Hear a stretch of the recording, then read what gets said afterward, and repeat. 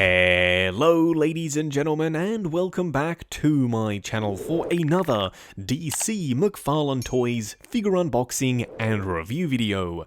Now today we are going to be kickstarting our series of reviews on the classic Batman TV series line of figures. We'll be taking a look at Batman, Joker and Robin, and then coming up in the very near future will be the Batmobile in full 1/12 scale, plus the Batcave diorama as well, which I personally am very excited to take a look at. Now these aren't in the multiverse line. They're a similar size, mind you, but they don't have the same level of articulation. More on that throughout the course of the video.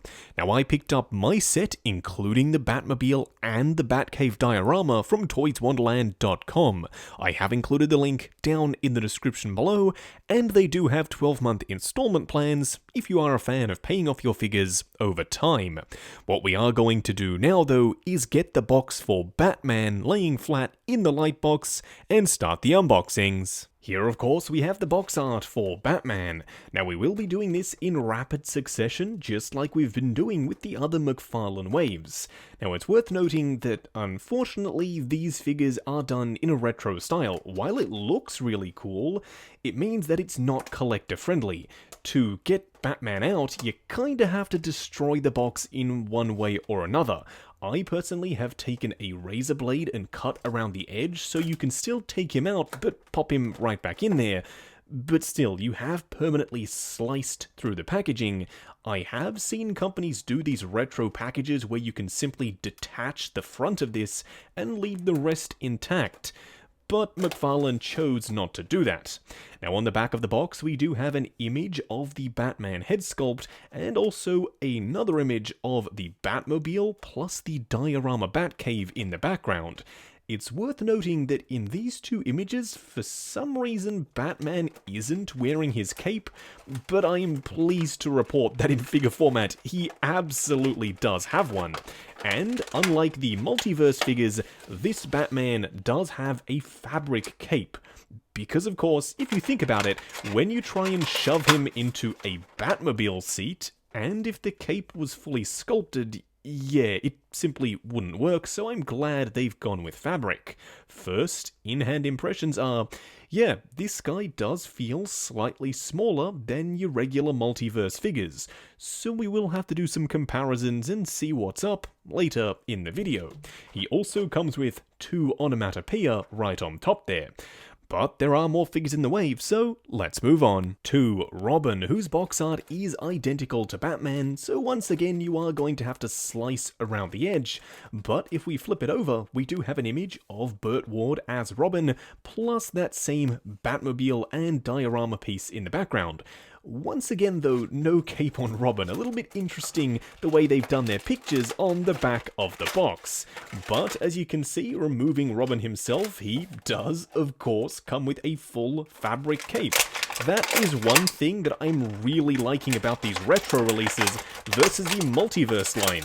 Those figures tend to go with fully sculpted capes, and to me, I've never honestly been a huge fan of that. At the very least, they do put a ton of texture in them. Now, Robin does feel slightly smaller than Batman, as he should, so we'll find out how they scale with one another in just a second. Now we do also have more onomatopoeia with Robin here, but there is one more figure in the wave, so let's move on to our last figure in this retro line, being of course the Joker. This one is the one that I personally am most excited about. I'm loving the way this guy looks. Flipping the box over, you can see an image of, I'm pretty sure, the prototype head sculpt for Joker, because I'm pleased to report the one in the box looks almost exactly like Cesar Romero as the Clown Prince of Crime. They've done an amazing job capturing his likeness in figure format. I'm still hoping that one day Hot Toys gives us their own version of this Joker. They teased it, they showed it, but unfortunately they never ended up making him. But McFarlane have, and I can honestly say that first in-hand impressions are pretty darn positive. I'm really liking how this line is shaping up. Now, he also comes with a couple of onomatopoeia, which are done in a really nice vibrant green color, So what we are going to do now is get all of the accessories that come with the 3 figures in the set out here and take a closer look. Here we have all of the bits and pieces that come with Batman, the Joker, and Robin. Now, you'll see that they don't come with a ton of stuff. They each come with 2 of their onomatopoeia. I mean, that's a really cool effect, and I personally love that, but they don't come with display bases or trading cards or even alternate hands or any other accessories, the bat bomb, the shark repellent. I mean, there is a ton of stuff that they could have come with, but McFarlane are using the excuse that these are retro figures to basically give us almost the same articulation, but slightly less, still amazing digital face printing and great paint applications, but also less stuff. I have seen a lot of people defend it saying, oh, well, it's retro.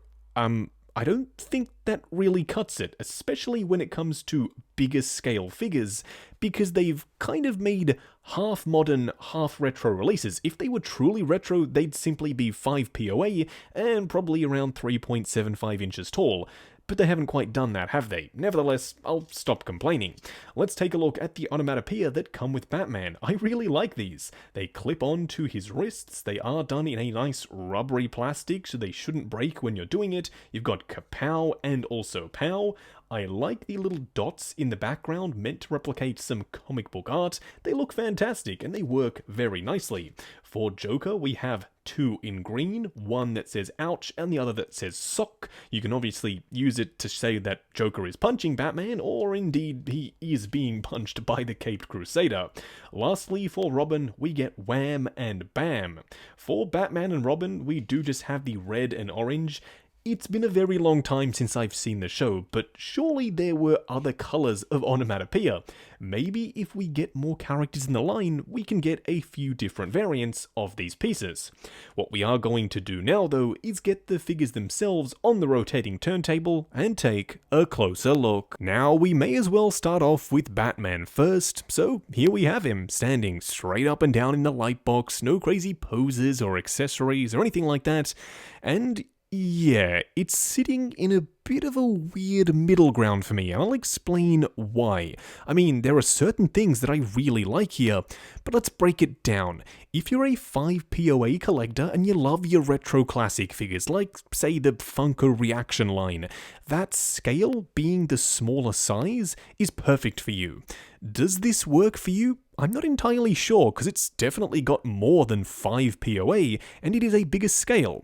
But if you're a modern collector and you love a ton of articulation, a lot of interesting sculpt work, and more accessories, then is this guy for you? No, not really either. So who exactly is this figure for? Well, I think McFarlane were hoping that there's enough retro nostalgic goodness here to appeal to kind of both parties. Do I think that it's gonna work? No, not necessarily. And before you comment saying, hey, these are a cheaper price point, they're meant for kids, show me a kid that knows anything about the 1966 Batman series. Yeah, that's right. It's a series that's older than I am, so no, the it's for kids argument doesn't really count here. Either way, Batman himself looks pretty decent, and we'll discuss a little bit more about that in just a second. Moving on to Burt Ward as Robin, this guy actually looks pretty good. There are a ton of things that, yes, I absolutely would change, but the look, which is the number one reason why people buy these figures, of course, and then the rest comes later, is pretty good. I like the sculpt, the paint applications are nice and crisp and clean, and I even like the shiny look of the material of the cape. Does that mean the cape material is any good? Well, we'll discuss that in just a second, but overall, for Robin, I'm pretty happy. And then, of course, here we have the Joker. This guy actually is a really well done piece. I love the sculpt, especially the face sculpt. I can see Cesar Romero there, and you'll see it a lot closer up in just a second. Paint applications are crisp and on point, and even some of the articulation works in his favor. Granted, there are some joints which I definitely think he should have that he doesn't, but overall, this guy right here is so far my favorite in the wave. Here we have him up close and personal.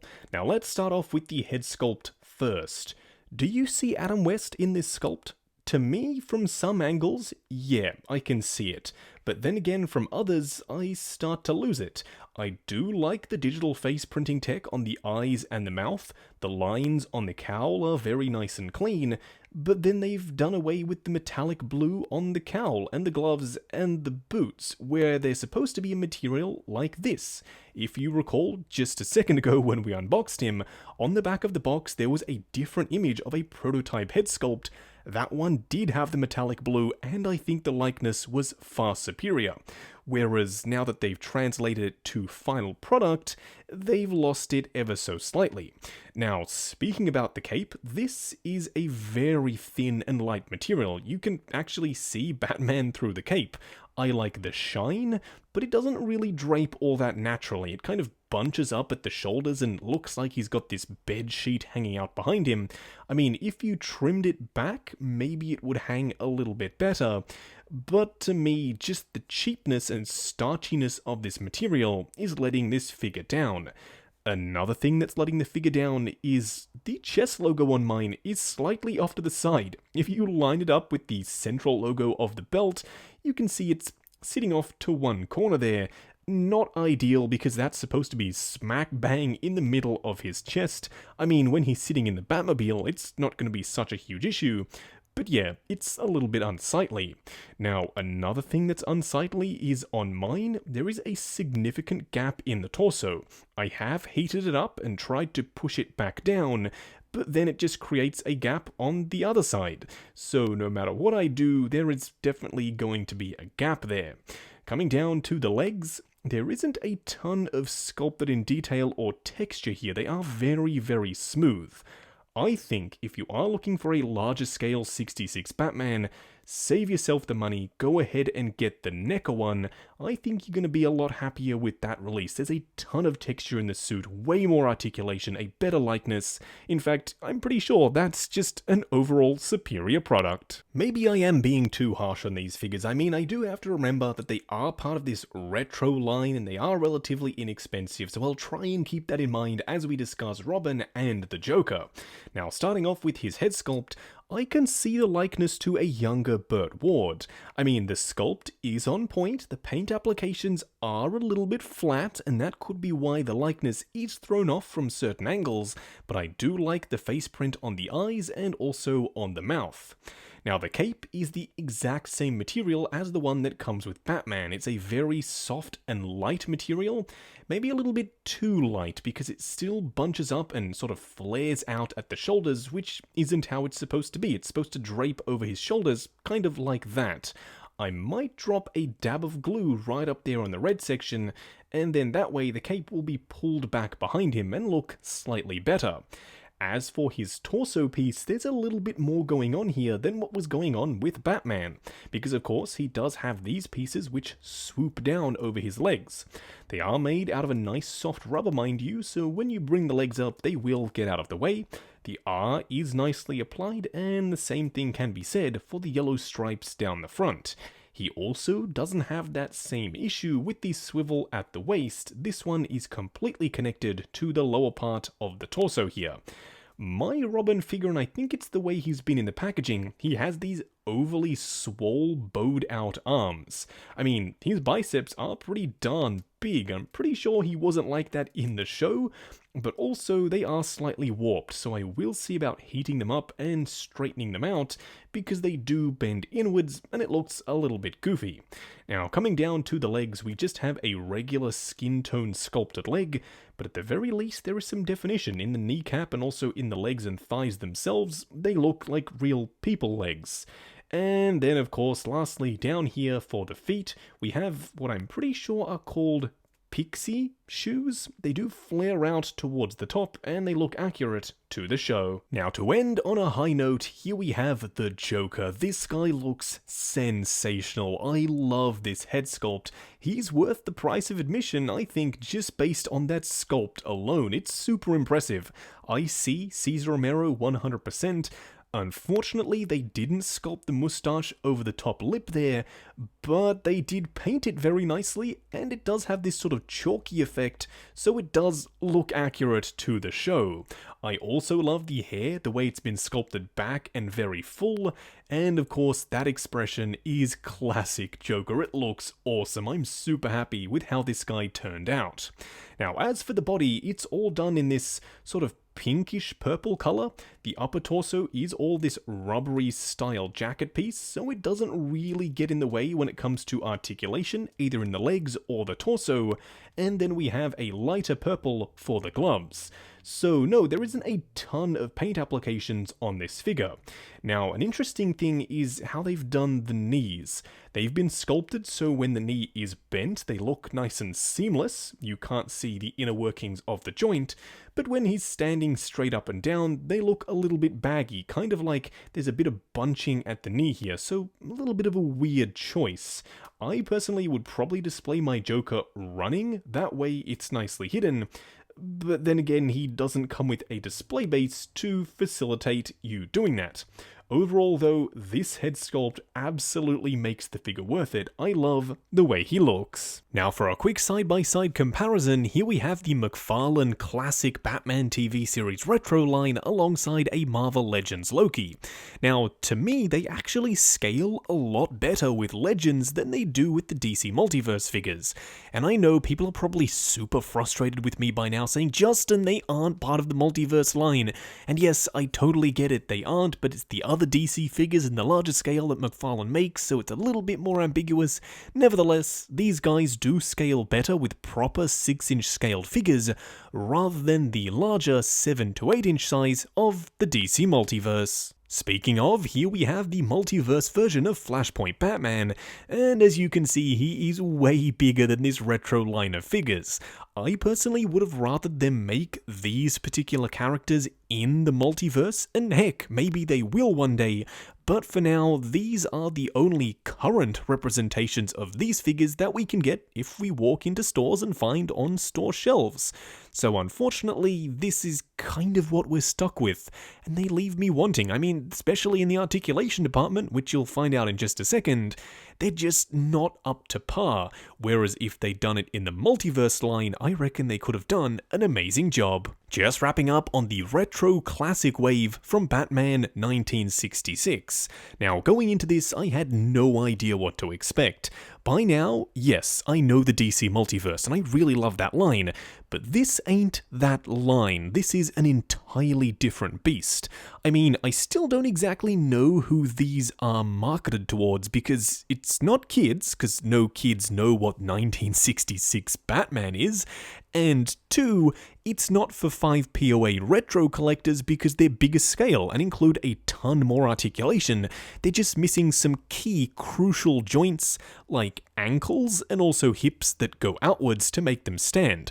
I'm having to use DC Multiverse display bases to get any kind of posing out of them whatsoever, because without using display bases, they simply just don't stand up. So I guess unless you're using them with the Batmobile that also comes in the line, review coming up very soon mind you, then I don't exactly know how you're supposed to make them work in your display, unless you decide to keep them carded. Batman and Robin, I think, are the weakest in the wave, which is kind of crazy to think because this is a 1966 Batman wave with Joker coming in at the top spot. He is definitely the best figure in this line so far. Now, if you are looking to pick them up, they are available from toyswonderland.com. That's where I got mine from. They do have 12-month installment plans if you are a fan of paying off your figures over time. Also, while you are down in the description, why not check out the link to 6 Scale Network, the awesome Facebook group. Come along, chat figures, share photos of your collection, and of course, see what's coming up next on the channel. Like, comment, and subscribe, and we'll catch you in the next video.